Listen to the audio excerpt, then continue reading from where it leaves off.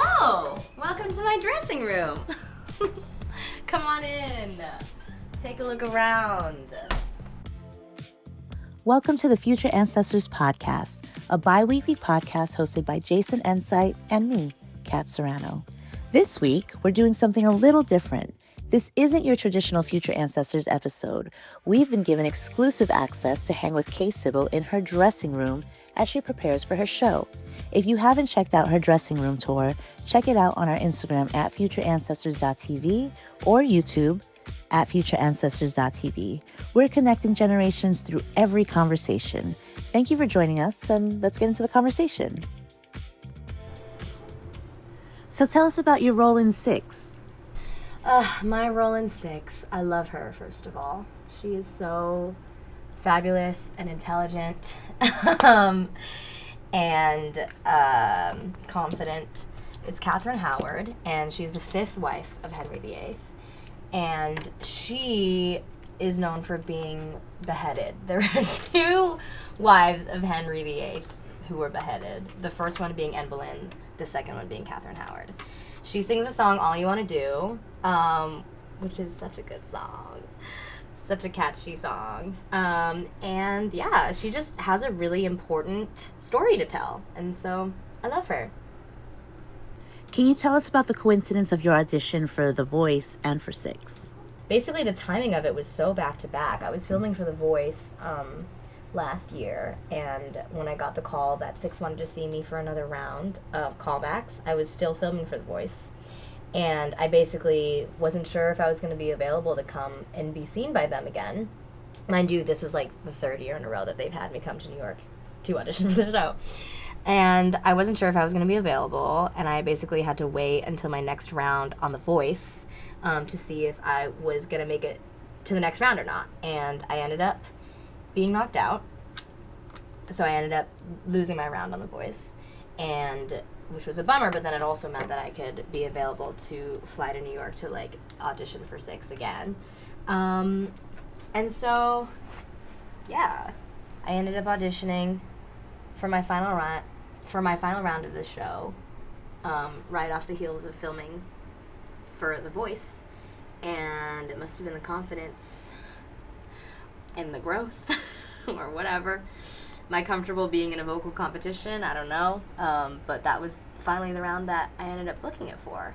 And the last round that I was on The Voice, I was singing an Ariana Grande song. I was singing One Last Time, and I was wearing an all pink and glittery outfit, and my hair was in a high ponytail, which, if you've seen the show, that's also basically Catherine Howard's vibe. Is like, her character is based off of Ariana Grande. She has a high ponytail, she's wearing all pink and glitter, and so yeah, it was just a very crazy story of how it all ended up happening. So yeah, I did my final callback, and then I forgot about everything. I just left it for a month, and then the week that my blind audition on The Voice aired was also the week that I found out that I booked this job. So my life changed forever that week. It's crazy. I think for my makeup design, I'm gonna do the Sampaguita, which is the national flower of the Philippines. It looks a little bit like this. It looks like a generic white flower. I was practicing it on my hand before we got here. It looks like a generic white flower, but it's not. It's the national flower of the Philippines, and it smells very good. It's called Sampaguita. And so I love flowers, and I always love mixing up my eye makeup, so I'm gonna put that on my face today. In the spirit of Filipino American History Month, what can you share about the rich history of Filipinos on Broadway? Oh my goodness, what a fun question. There are a lot of amazing Filipinos that have been on Broadway, and I'm coming to learn that the Filipino Broadway community is very small and very tight. Lea Salonga, of course, can't go unmentioned. She has been such a trailblazer for all of us. I truly would not be here if it weren't for her. She started her career so young, and she learned so much and was such a great example for so many other Filipinos who wanted to be just like her.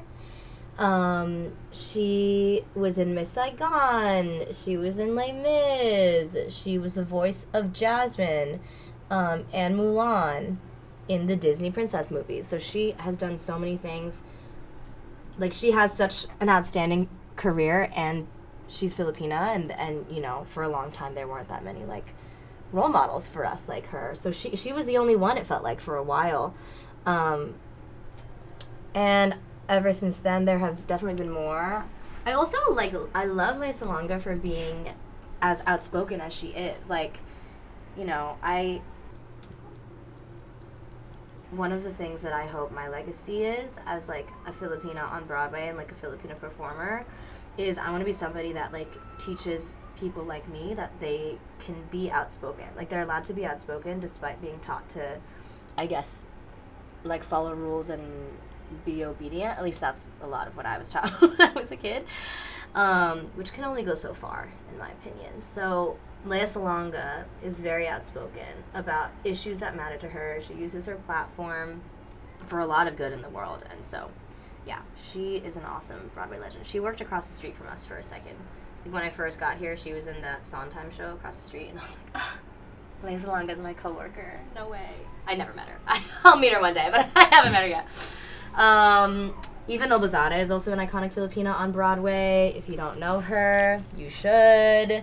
She is the next best thing. I found her when she was playing Kim in Miss Saigon The Revival. So I was, like, in high school when I was kind of, like, following her career. She also was in Les Mis, so kind of a obvious track record, I think. Yeah, and so she's awesome. She was in The Great Gatsby, and most excitingly, she was the original Eurydice in Hadestown, which is so many people's dream role, including mine. But yeah, so she's out and about killing it on Broadway as well, which I love to see. And, she also was in Cabaret. Yeah, so those are, like, some more famous names, but we're literally everywhere. Like, I've met so many people who are also, you know, like, in Aladdin and in Maybe Happy Ending, and, you know, we're everywhere. Because it's in our culture. We love to sing. We love to perform.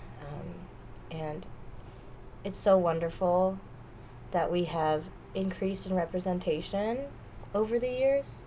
Because we keep fighting for it, and we keep pushing through.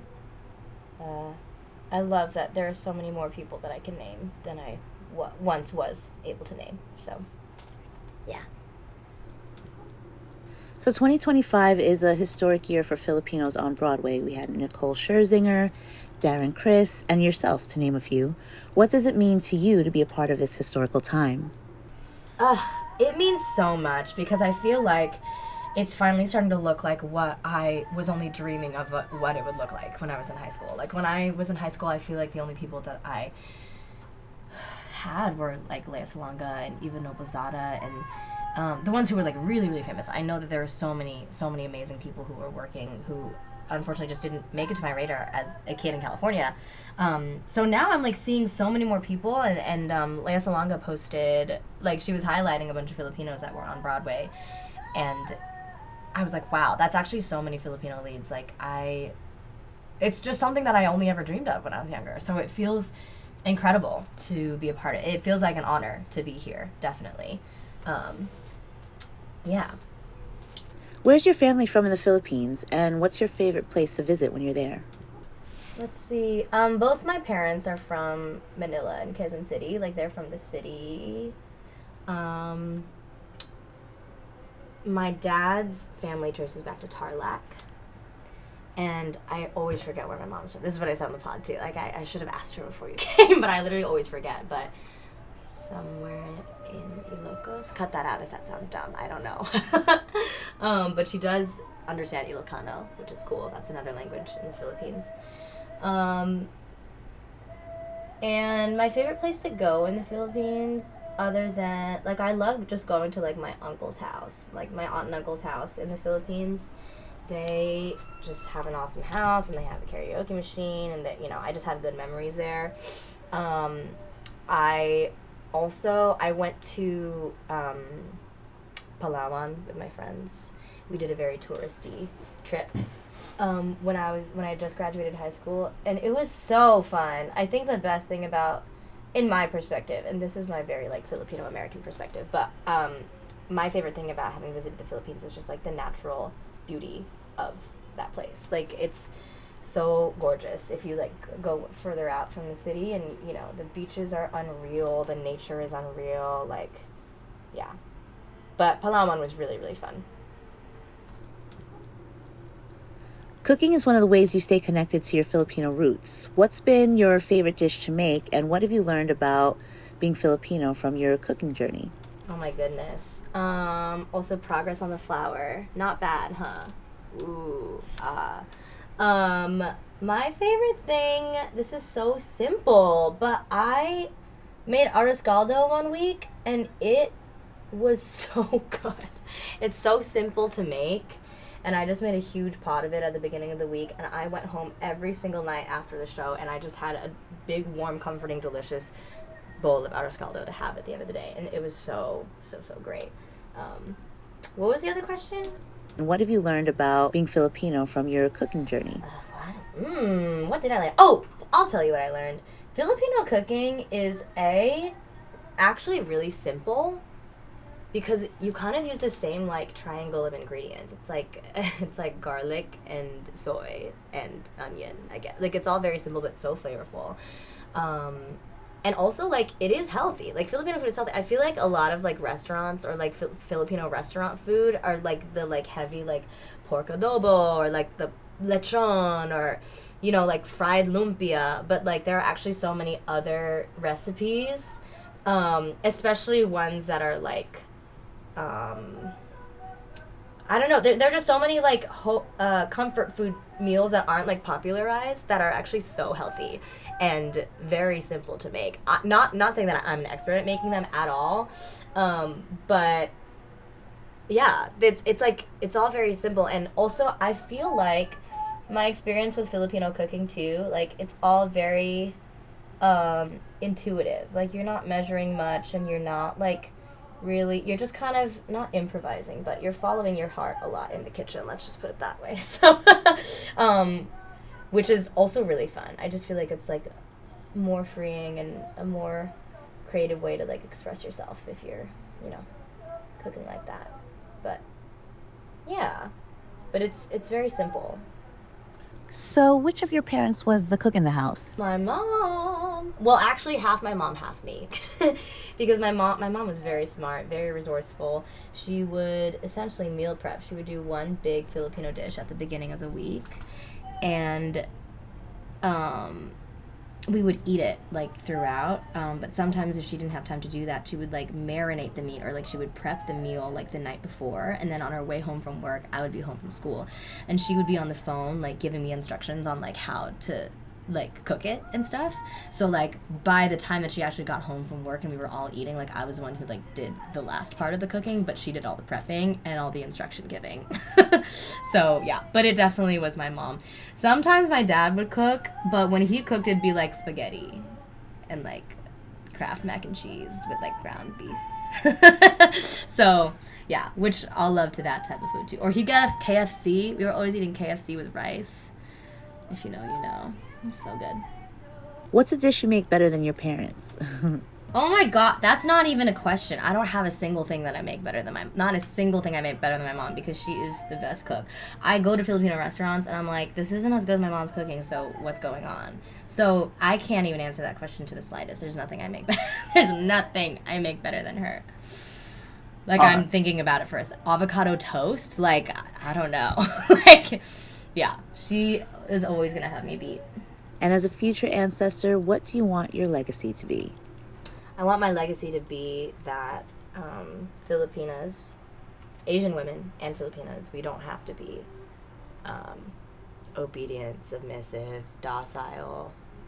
Like, we can be outgoing too. We can be outgoing, we can be outspoken. You know, we don't have to be doing things that, like, the patriarchy wants us to do, because it goes a long way. When people hear what we have to say, like, it goes a really long way. So yeah, that's what I want it to be. And I don't know.